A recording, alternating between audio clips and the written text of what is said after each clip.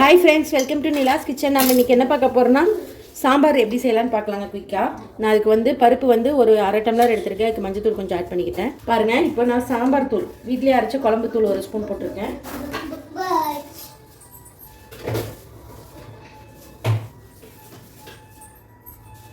வரமிளகாய் தூள் ஒரு ஸ்பூன் போட்டுக்கிறேங்க. தக்காளி பாருங்கள், இது நல்லா மிக்ஸ் பண்ணிவிட்டு இதுலேயே தக்காளி ஒரு 3 தக்காளி நான் கட் பண்ணி போடுறேங்க.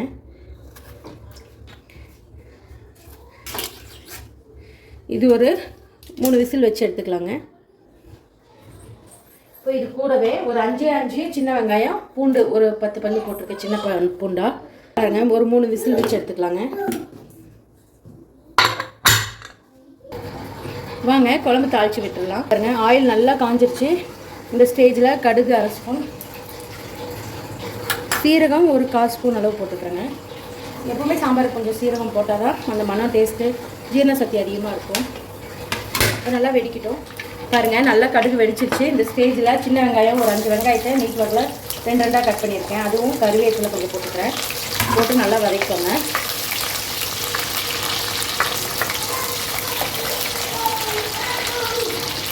இதுலேயே பெருங்காய பொடி கொஞ்சம் போட்டுக்கோங்க.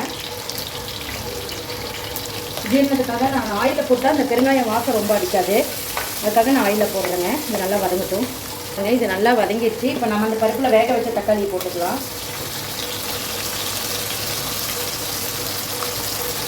ஆல்ரெடி நம்ம பருப்புலேயே மஞ்சள் போட்டு நல்லா வேக வச்சுக்கோங்க. அதனால் இப்போ மஞ்சள் ஒரே ஒரு சிட்டிகை மட்டும் ஆட் பண்ணிக்கலாம். ஒரே சிட்டிகை ஆட் பண்ணிக்கோங்க போதும். இந்த அளவுக்கு நல்லா வேகணும் நமக்கு தக்காளியும். இப்போது இந்த ஸ்டேஜில் நான் முருங்காய் ஒரு 3 முருங்காய் எடுத்து வச்சுருக்கேங்க. போட்டு நல்லா வதக்கிறேன் ஆயிலில். இது ஒரு 2 நிமிஷம் நல்லா வதங்கட்டுங்க. முருங்காய் ஆயிலையே முருங்காய் நல்லா வேகட்டுங்க. இப்போ நம்ம இந்த பருப்பு வேக வச்சோடனே அந்த தண்ணி ஊற்றிக்கலாம். தண்ணியோடு ஆட் பண்ணி முருங்காய் நல்லா வேகட்டும். அப்புறம் லாஸ்ட்டாக நம்ம பருப்பு ஆட் பண்ணிக்கலாங்க. க்ளோஸ் பண்ணி வச்சு வேக வச்சுக்கோங்க. முருங்காய் நல்லா வெந்துருச்சு. இந்த ஸ்டேஜில் நம்ம இந்த வேக வச்ச பருப்பு ஊற்றிக்கலாங்க. ஊற்றிட்டு இப்போ இந்த புளி தண்ணி ஊற்றிக்கலாங்க. நான் ஒரு சின்ன நெல்லிக்காய் சைஸில் தான் புளி எடுத்துருக்கேன், நிறைய இல்லை. இப்போ மிக்ஸ் பண்ணிக்கோங்க நல்லா.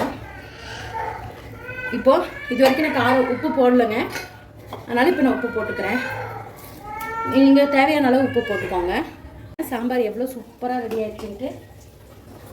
அவ்வளோதாங்க, ஒரு அருமையான முருங்காய் சாம்பார் ரெடிங்க. இப்போ நான் அடுப்பு ஆஃப் பண்ணிவிட்டு கருவேப்பிலை கொத்தமல்லி துவைக்கிறேங்க. இது மிக்ஸ் பண்ணிக்கலாம். ஒரு அருமையான முருங்காய் சாம்பார் ரெடி. கண்டிப்பாக நீங்களும் இந்த மாதிரி ட்ரை பண்ணி பாருங்கள். ட்ரை பண்ணி பார்த்து கமெண்ட் பண்ணுங்கள். இந்த வீடியோ பிடிச்சிருக்குன்னு நினைக்கிறேன். இந்த வீடியோ பிடிச்சிருந்தா லைக் பண்ணுங்கள், ஷேர் பண்ணுங்கள், மறக்காமல் சப்ஸ்கிரைப் பண்ணுங்கள். இன்ஸ்டாகிராம் பேஜையும் ஃபேஸ்புக் பேஜையும் ஃபாலோ பண்ணிக்கோங்க. தேங்க்யூ ஸோ மச் ஃபார் வாட்சிங். பாய். அவ்வளோதாங்க, சூப்பரான ஒரு சாம்பார் ரெடி, முருங்காய் சாம்பார்.